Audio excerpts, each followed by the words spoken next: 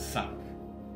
A quantidade de tempo que nós gastamos em sala de aula estudando ou supostamente estudando assuntos absolutamente inúteis de uma maneira geral para a nossa vida. Muita gente sempre quando vai defender esse modelo de ensino atual, ele geralmente fala, não, é muito importante a gente estudar de tudo. Conhecimento nunca é demais, mas isso não é verdade. Em primeiro lugar, existem coisas que são úteis e outras coisas que não são úteis. E além do mais, esse sistema de ensino convencional que está aí, ele foi criado e desenvolvido lá na época da Revolução Industrial, quando as fábricas precisavam formar empregados para trabalharem nas indústrias. Bom, naquela época não existia internet. Hoje, todos nós estamos a um clique, a 2 cliques de distância de qualquer informação que a gente queira ter acesso. Logo, acúmulo de informação em sala de aula tem muito pouco valor hoje. Qualquer pessoa tem acesso a qualquer informação, não precisa ir numa biblioteca, não precisa pesquisar em vários lugares, no seu próprio computador ou no seu celular, você tem acesso a qualquer informação. Logo, a escola não é um lugar para que você acumule informações. A escola deveria ser um lugar para que você aprenda a pensar, para que você aprenda a raciocinar e que você aprenda a desenvolver conhecimentos e habilidades que sejam úteis para a sua vida. Por exemplo, por que você acha que seria importante você ficar decorando os nomes de montanhas e rios da China? Como, por exemplo, eu estudei em geografia no ensino médio, a gente ficava ali decorando o nome de rio, nome de montanhas e aquele Chung, Ling, Ling, Lung. Eu nem me lembro mais, eu tirava notas boas, eu fui um excelente aluno, mas hoje eu não me lembro. Grande parte daquilo que você estudou na escola, você vai se lembrar. Eu não me lembro da maioria das coisas, de muitas das coisas que eu estudei na escola, porque no fundo, grande parte do tempo a gente fica decorando, acumulando informações e decorando informações para a gente poder fazer prova. A gente vive nesse sisteminha artificial de decorar para fazer prova, decorar para fazer prova. A pergunta que fica é, necessariamente os melhores alunos das turmas são os que são mais bem-sucedidos na vida? Necessariamente aqueles que mais são bem-sucedidos nesse sisteminha de decorar para fazer prova são aqueles que estarão preparados para resolver os problemas reais da vida? A gente passa mais de uma década sentado numa cadeira da escola. Então, já que isso é importante, eu não estou aqui questionando a importância da escola, mas já que nós vamos passar mais de uma década da nossa vida, alguns passam quase 2 décadas sentados nos bancos do sistema de ensino formal, já que isso vai acontecer, então que seja para algo útil, que seja para alguma coisa que esteja conectado com a realidade, com o mundo moderno e que de fato seja útil para você em toda a vida. Eu vou dar para vocês alguns exemplos.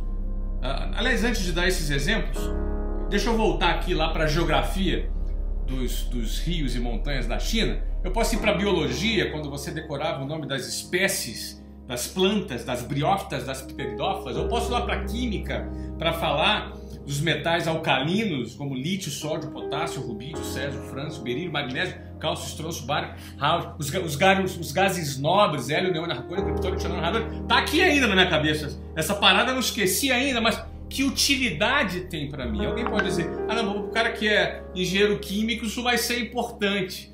Mas quantos por cento dos alunos vão ser engenheiros químicos? E por que eu tenho que ocupar a minha cabeça com esse assunto se eu não tenho o menor interesse nisso? A escola deveria se atualizar.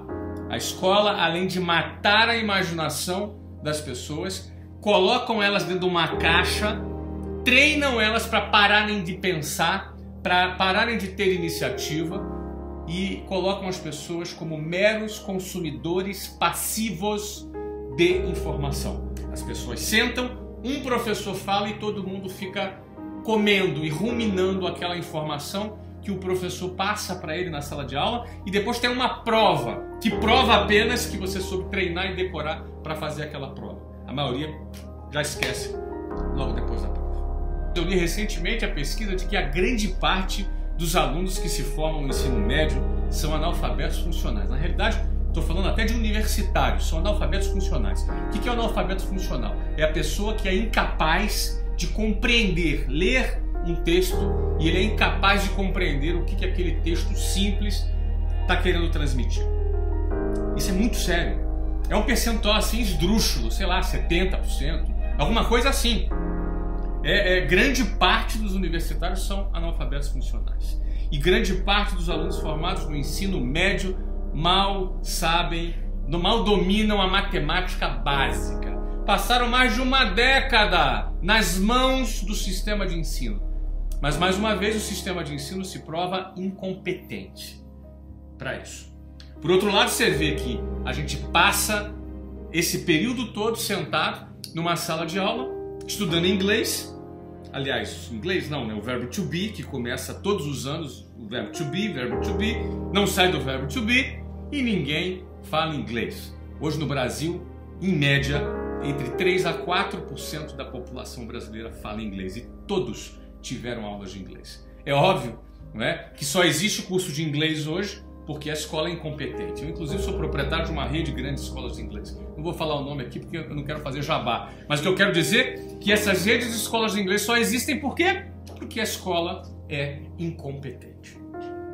Em vez disso, de se perder tempo estudando aquilo que não tem real utilidade na vida, já que acumular informação não tem o mesmo valor, já que as informações estão a 1 a 2 cliques de distância de cada um de nós, e se a escola tivesse um formato diferente? Se em vez de muitas matérias inúteis que se tem na escola, por exemplo, você estudasse direito do consumidor. Aí você vai falar assim, pô, Flávio, mas nem todo mundo quer ser advogado. Ô meu filho, você não quer ser advogado, mas você é um cidadão. Você precisa saber os seus direitos. Direito do consumidor não é para advogado somente. É para você, é para mim, é para qualquer pessoa. Todas as pessoas poderiam estudar direito do consumidor, poderiam estudar direito civil, poderiam estudar as várias disciplinas do direito que te dá noção das regras do jogo para que nós vivamos em sociedade conscientes dos nossos direitos. Não do ponto de vista técnico, não do ponto de vista legal, da profundidade, para você fazer uma defesa, uma petição. Não, nada disso. Você conhecer o básico como consumidor, como cidadão, como um indivíduo que vive numa sociedade que tem leis e regras do jogo. Não entender o mínimo das várias disciplinas do direito é o mesmo que você ser um jogador de futebol e não saber o que é impedimento. Você não saber que não pode botar a mão na área, senão é pênalti. E, infelizmente, nós passamos mais de uma década esquentando a cadeira da escola sem aprender o mínimo das regras do jogo. Por que isso? Será que quem decide esse programa não tem interesse que você conheça as regras do jogo? Eu posso desconfiar, porque eu acho uma aberração isso, então eu posso desconfiar disso. Agora, se eu não quero criar nenhuma teoria de conspiração, tome iniciativa então para você estudar por sua conta própria. Agora, seria muito mais útil se a escola ensinasse as várias disciplinas do direito, não como, repetindo, não como advogado, mas sim como cidadão, para você conhecer as regras do jogo. Você quer ver uma outra matéria que é fundamental? Educação financeira. Educação financeira é fundamental. Você deveria estudar isso todas as semanas dos últimos 10 anos da sua vida. Desde a primeira série do ensino fundamental, você já deveria estudar educação financeira. Educação financeira é como você comprar um imóvel, como comprar um carro, como deduzir juros, como trazer os valores para valor presente, como calcular o impacto dos juros a longo prazo, como você aplicar o seu dinheiro, como você ter a sua independência financeira, como você fazer a sua própria previdência em vez de ficar dependendo da porcaria da previdência que o governo oferece, como você poder gerenciar melhor o seu dinheiro. Por que será que você não aprende isso? Por que será que você ficou estudando as briófitas em vez de aprender como lidar com o seu dinheiro? Aí aparece sempre naquela hora que aparece sempre alguém falando assim, né? Não, é importante conhecimentos gerais. É legal, meu amigo. O Google tá aí pra gente saber de tudo. Agora, já que a gente vai estudar alguma coisa, já que nós vamos gastar o nosso tempo com alguma coisa na escola, que seja com alguma coisa útil. Por que estudar alguma coisa que não é útil sob o argumento dos conhecimentos gerais? Então estudemos os conhecimentos gerais, investiguemos os conhecimentos gerais, mas com temas que sejam úteis.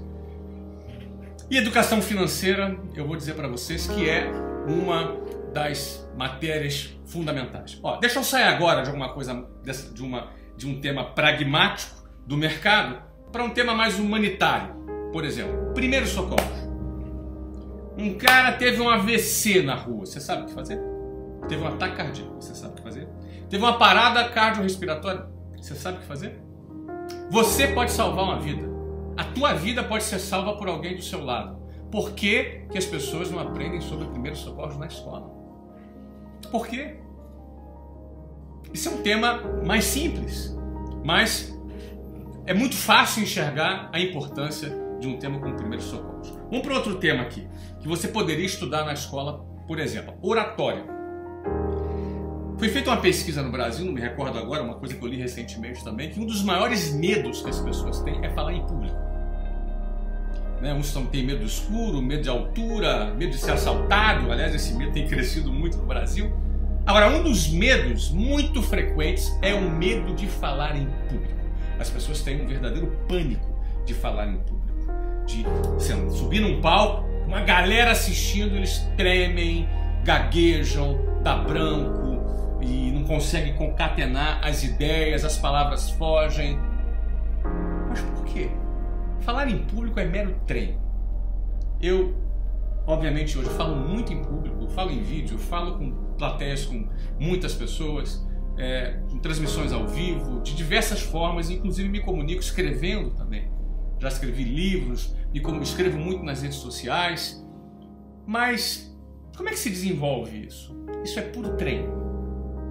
Principalmente a questão da oratória. É puro treino. Mesmo para as pessoas que são pessoas tímidas, é puro treino. Existem técnicas, inclusive, para isso, que podem ser desenvolvidas. Você pode treinar e eu fico me perguntando. Você fica com as nádegas na cadeira da escola por mais de uma década. E por que não existe um treinamento focado no desenvolvimento da sua oratória? Oratória vai ser importantíssima para a sua vida em várias coisas. Você pode se destacar, você pode assumir cargos de liderança. Você obviamente, numa dinâmica de grupo, você vai se destacar, você vai ser contratado muito mais facilmente. Você pode vender produtos, fazer apresentações de produtos.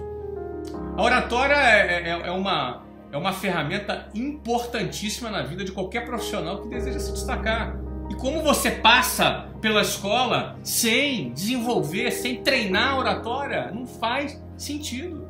Não faz sentido, porque não tem interesse. Alguém aí não tem interesse em te desenvolver e prefere manter você como um anônimo no meio da multidão? Será que esse é o passo? Bom, vamos passar para a próxima. Outro ponto interessantíssimo que poderia ser ensinado nas escolas desde o início não é inteligência emocional. Acho que inteligência emocional, as pessoas cada vez mais entendem um pouco mais de inteligência emocional. A gente já percebeu que não basta ter QI, que é um coeficiente de inteligência, que é aquela inteligência acadêmica, a sua capacidade de memorizar, a sua capacidade de lembrar das coisas. Isso é bacana, isso é importante também. Mas o seu coeficiente emocional também é fundamental, porque de nada adianta você memorizar bastante as coisas, não é? Mas você desistir na segunda dificuldade, você ser consumido pela ansiedade, você ter um vulcão que entra em erupção fora do seu controle dentro de você, sabe? O vulcão das suas emoções que você põe tudo a perder. Não é verdade? As suas emoções são os seus maiores amigos e o pior dos seus inimigos. Porque pelas suas emoções você pode ter inteligência para poder administrar essas emoções a seu favor, ou você ser completamente analfabeto do ponto de vista emocional, a ponto de toda hora colocar tudo a perder, abrir o bocão, falar besteira, ter reações ruins. Porque as ações a gente calcula. A gente consegue calcular, eu vou fazer isso e vou fazer aquilo. Agora, muitas vezes as reações a gente não controla. Por quê? Porque é uma questão de falta de controle emocional. Isso poderia ser treinado, isso poderia ser ensinado nas escolas durante mais de uma década que você ficou lá estudando os gases nobres. Você ficou lá resolvendo problemas, simulações, às vezes absurdas. Eu lembro, né, problemas de física com simulações absurdas. Eu sei que isso é importante, mas não seria importante também a inteligência emocional fazer parte do seu currículo escolar? Esses são só alguns dos exemplos. Deixa eu dar mais outros aqui. Eu estou lendo aqui, ó, produtividade. Pelo amor de Deus, ser produtivo no seu tempo é você realizar mais no mesmo espaço de tempo. São técnicas, são treinamentos, assistência social. A assistência social é fundamental. A gente fala muito em divisão de renda no Brasil, mas a maior maneira de dividir renda no Brasil não é através de ação governamental. O governo segue outra lógica. Eu e você somos responsáveis por dividir renda. Como, Flávio? Cara, quando eu divido o meu conhecimento com você, eu estou dividindo renda com você. Eu estou te habilitando, eu estou te dando ferramenta para que você realize o seu projeto, para que você cresça na sua carreira e que você... Eu estou te dando uma vara de pescar e estou te ensinando a você a como pescar. Então, dividir conhecimentos, por exemplo, é uma maneira de realizar assistência social. Doar dinheiro, apostar, investir, isso às vezes é uma questão de cultura. Isso é só uma questão de cultura. Isso se aprende. Então, desenvolver uma consciência social, isso está acima de partidos políticos, isso está acima de ideologia política. É uma questão de cidadania pessoal. É uma questão de opção minha e da própria sociedade de que cada pessoa desenvolva a sua consciência social individual. Eu não quero... As pessoas têm a tendência a levar isso para o coletivismo apenas. Eu trago isso para a individualidade. Eu quero fazer diferença no mundo. É uma decisão pessoal minha. Isso deveria também ser uma decisão pessoal sua e de cada brasileiro. Isso pode ser ensinado também na escola. A quem interessa esse currículo que está aí nas escolas? E aí eu vou dizer para você, isso é regulamentado pelo MEC, a Secretaria de Educação no Brasil, o famoso MEC. Eu estou usando a sigla antiga. É ele quem determina o currículo das escolas. As escolas são obrigadas a seguirem esse currículo. E eu pergunto a você, a quem interessa esse tipo de educação que está aí? A quem interessa? Inclusive isso envolve as escolas privadas também. Eu não quero nem comentar a questão de doutrinação ideológica nas salas de aula, tanto para a direita quanto para a esquerda. Eu acho que as crianças têm que ser livres para pensar. Elas têm que conhecer todas as alternativas e serem livres para pensar. Eu deixo para você questionar, a quem interessa esse currículo escolar defasado, ultrapassado, com matérias absolutamente inúteis, muitas delas inúteis, outras delas com pouca importância, e deixando de lado temas tão importantes como esse que eu acabei de mencionar aqui agora. Eu poderia mencionar muitos outros temas, como programação, e por aí vai. Tem muitos assuntos que poderiam ser ocupados para que seu filho tenha uma educação decente. Por isso eu quero terminar esse vídeo deixando uma frase para você aqui. Eduque o seu filho apesar da escola. A responsabilidade de educar o seu filho é sua, não é da escola e não é do Estado. É você, pai, você, mãe, é minha responsabilidade educar os meus filhos. Eduque o seu filho apesar da escola. Não acredite que só deixar na escola é suficiente, porque não é, é fraco. Esse sistema é fraco. Todo ele, até a universidade, é fraco. Estimula o seu filho a pesquisar, a fazer pesquisa própria. Estimula o seu filho a pesquisar na internet as coisas. Desenvolva brincadeiras na sua casa para estimular a oratória, por exemplo. Ele quer comprar um videogame? Então tá legal. Manda ele fazer uma apresentação no PowerPoint para te apresentar por que ele quer videogame. Estimula ele a argumentar, a fazer uma apresentação.